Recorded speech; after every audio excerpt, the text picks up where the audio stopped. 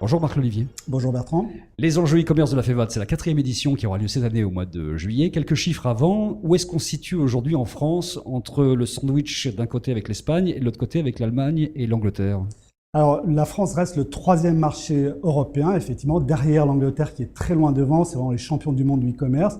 Mais pratiquement au niveau de l'Allemagne, alors qu'on a quand même une population qui est moins importante, et puis les habitudes d'achat par correspondance qui est aussi moins importantes. Malgré tout, on reste pratiquement au niveau de l'Allemagne et loin devant l'Europe du Sud, donc c'est quand même une belle performance pour le e-commerce français. 57 milliards d'euros en 2014, c'est le chiffre que vous validez. Voilà, 57 milliards et une progression qui devrait se poursuivre sur 2015 de l'ordre de 10, voire même un petit peu plus, puisque ce début d'année a été très bon. On a une croissance qui est légèrement supérieure à celle qu'on attendait.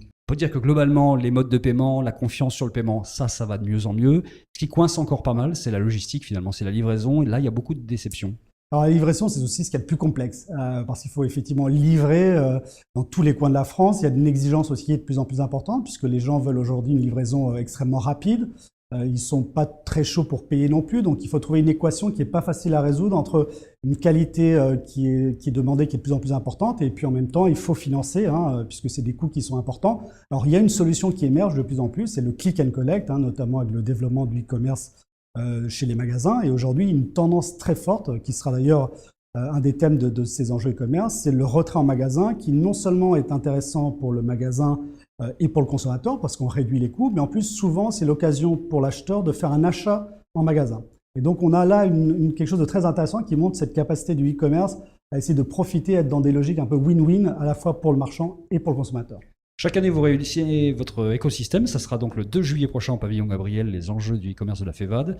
Le thème de l'année, c'est transition numérique et révolution de marché. Pourquoi vous avez choisi celui-là en particulier ?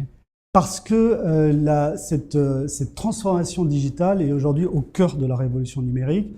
C'est une transformation qui a ceci de particulier, c'est qu'elle a démarré et elle s'auto-alimente. C'est-à-dire que les transformations, généralement, on a un point de départ et un point d'arrivée. Et là, on s'aperçoit que finalement, la transformation, c'est un peu l'histoire du digital. C'est-à-dire qu'en permanence, les entreprises sont obligées de s'adapter à un mouvement qui est de plus en plus rapide. Elles ont cette pression de s'adapter en permanence parce que on a une innovation qui est permanente et qui demande beaucoup d'agilité et également beaucoup d'anticipation, et c'est l'objet de ces enjeux. Dans les thèmes qui seront abordés, paiement, logistique, fidélisation, marketing, du grand classique en fait. L'international.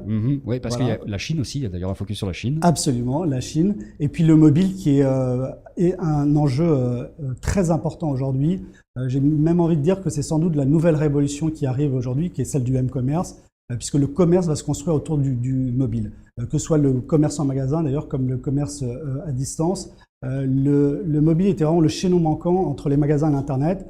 Aujourd'hui, il est là et il joue un rôle essentiel, un point nodal dans la relation client entre les vendeurs et le client. On voit qu'on n'est pas très très loin du switch du mobile qui passera devant les ordinateurs de bureau en fait. C'est probable. Cela étant, il faut se garder de ces logiques de substitution. On disait le e-commerce a remplacé le commerce, Internet a remplacé le magasin. Il est fort probable effectivement que le mobile jouera un rôle central. Mais je pense que les autres terminaux continueront d'exister. Tout ça, bien sûr, en complémentarité avec les magasins, puisque cette révolution-là, c'est aussi la révolution du commerce dont il va être question, et c'est cette révolution multicanale dont on parle tant. La nouveauté de cette année, une des vraies nouveautés en tout cas, c'est un concours de start-up. Ça y est, vous y mettez vous aussi, et c'est vrai que c'est bien dans le domaine du e-commerce. 5 start-up qui seront sélectionnées comment et par qui ? Alors, c'est un challenge, donc c'est un challenge organisé par FEVAD. C'est vrai, c'est la première fois qu'on organise ça et en même temps, cette transformation digitale, elle s'applique également à la FEVAD. Donc, on va lancer un appel à candidature sur une plateforme dédiée qui va organiser ce challenge.